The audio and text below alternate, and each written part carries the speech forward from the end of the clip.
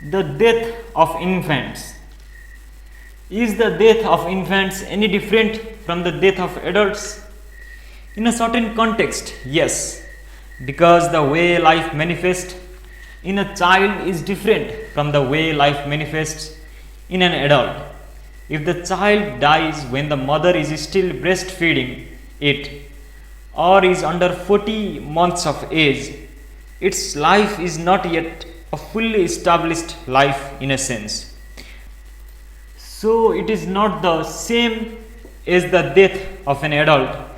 Actually, it is strange, but you will see the parents also generally recover very quickly from the child's death in such cases. If a child above 4 years of age dies, their pain and suffering will be much more. If you say this, people will get very upset. That is different. But if you just observe them, you will see the impact is much less, because even in the parent's consciousness, it is not fully established as a life. It is still in a process of taking shape. When your child is an infant, that is when your contact with the child is big time. By the time he or she is 4, they start running around. You cannot hold them. They want to be all over the place. They want to see the world. But before they are 4 years, they are so much with you. But in spite of being physically connected to them, your connection to them is not so strong, because they are not physically connected to their own body very strongly. So the same has not happened within you very strongly. If you observe life very carefully, you will know this. These days there is a lot of medical intervention to help, but until recently, a lot of children would die before they were 4 years of age without any ailment. They used to simply die because life was still not fully established. When this happens, there is a sense of loss, but not much pain involved for the parents. In children, until about 40 to 48 months, the quantum of prarabdha karma for this life is still not decided. Life is still trying to make a judgment.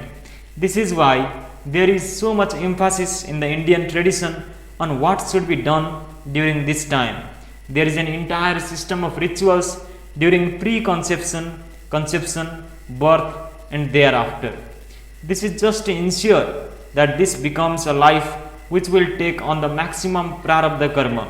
Taking on the maximum is significant not because you want it to take on more suffering, it is to make it a bigger bubble with more possibilities. But more possibilities also means possibly more challenges, which may in turn mean more suffering. When something comes with more possibilities, there is a possibility of more things going wrong. That is the risk. So, if this life becomes sure footed, it takes on more things. If it is not so sure footed, then it takes on fewer things. You will keep it as simple, as limited as possible. This is the nature of life. This is so even internally. So, if life becomes stable enough and capable enough by the time it is 48 months, it will choose a much bigger prarabdha karma.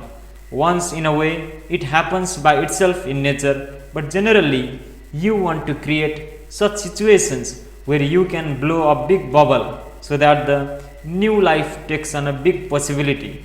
In today's world, people think possibility means how much money you will make. Bigger possibility need not necessarily mean one is going to do well in the eyes of society. In some way, it becomes a life that you cannot ignore.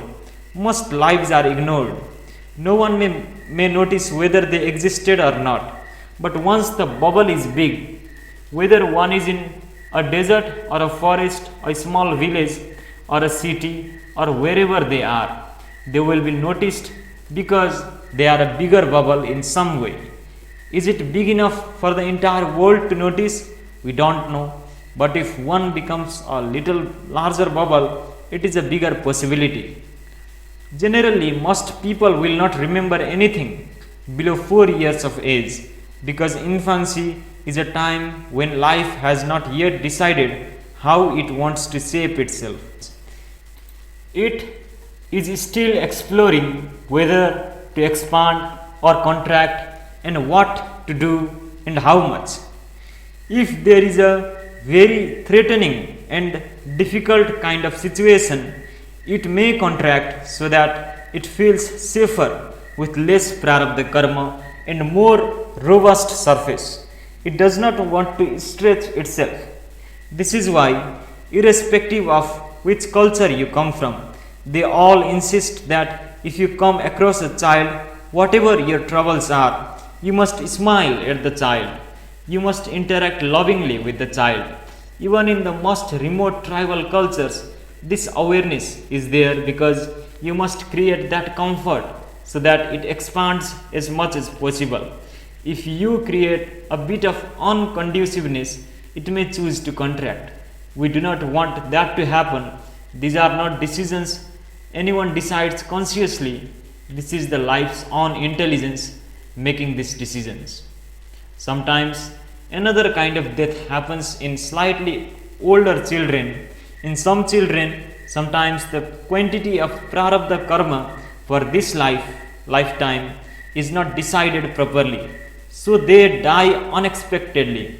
Healthy children will just fall dead.